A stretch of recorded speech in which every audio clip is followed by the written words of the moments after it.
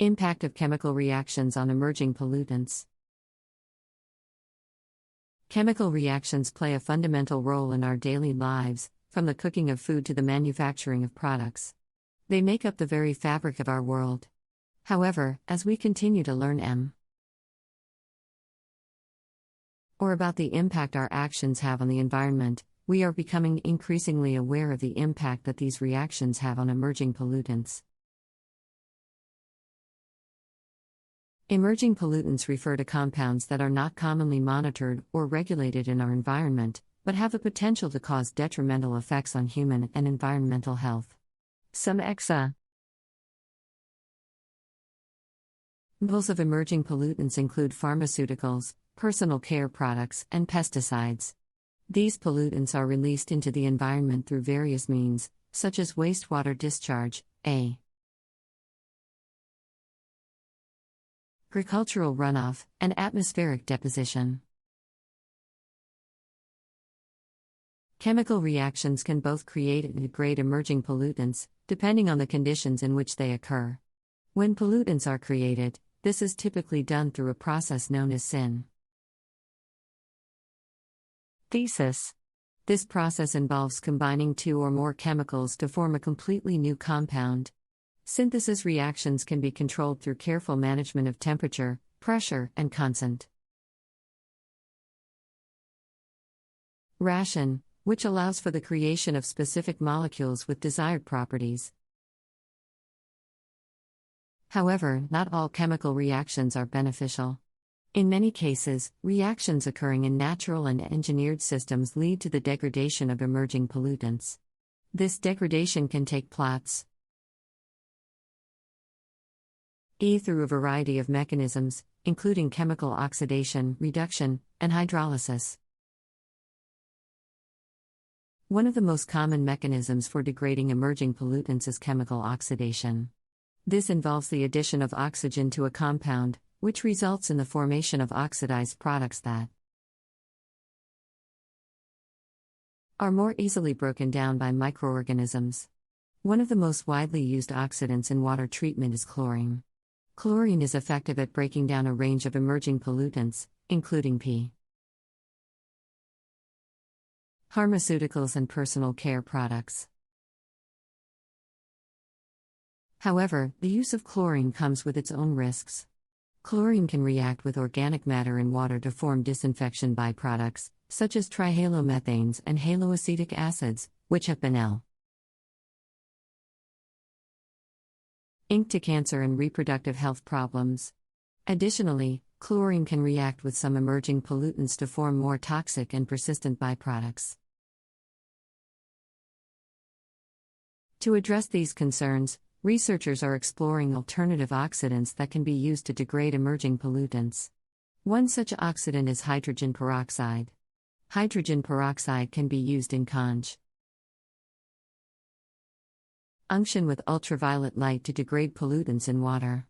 This process is known as UV/H2O2 oxidation, and has been shown to be effective at breaking down a range of pollutants, including pharmaceuticals and personal care products. Another mechanism for degrading emerging pollutants is chemical reduction. This process involves the removal of electrons from a compound, which makes it more susceptible to breakdown by microorganisms. One of the most widely used reducers in water treatment is zero-valent iron.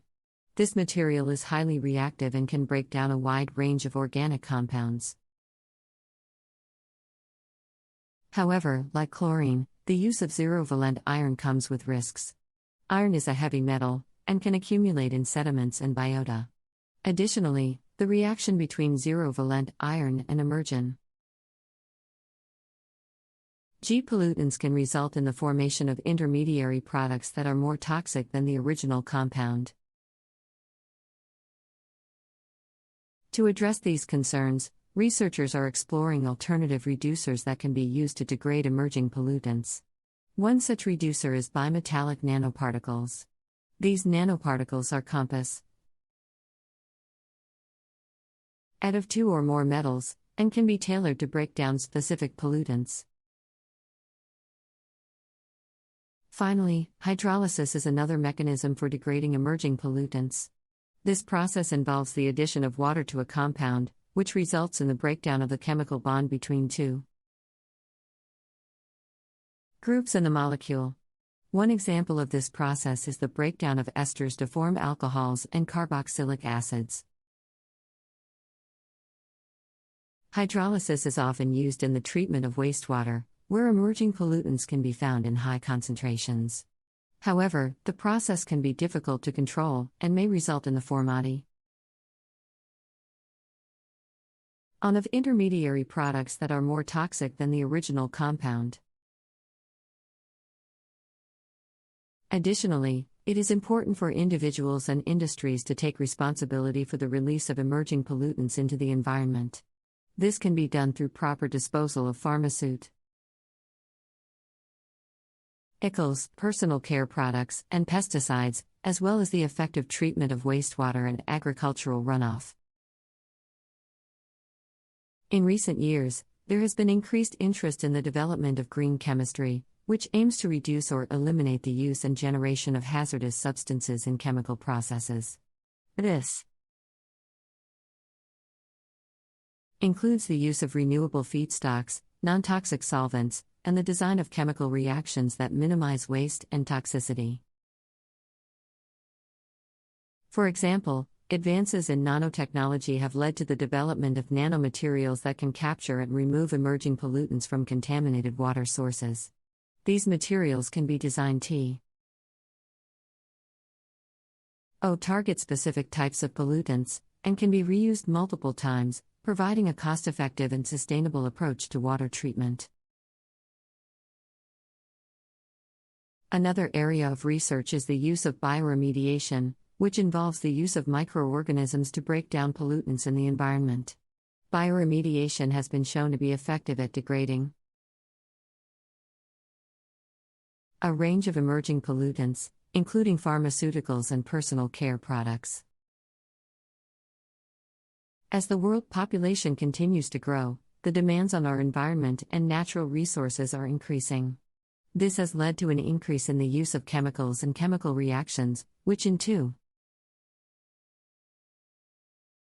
has resulted in the creation of more emerging pollutants. It is therefore important that we continue to educate ourselves and others on the impact of chemical reactions on emerging pollutants and the environment as a whole. One way to do this is through increased awareness and education around the proper use and disposal of chemicals and products that can lead to the creation of emerging pollutants. This includes the fair use and disposal of pesticides, pharmaceuticals, and personal care products. It also includes the need for proper treatment of wastewater and agricultural runoff.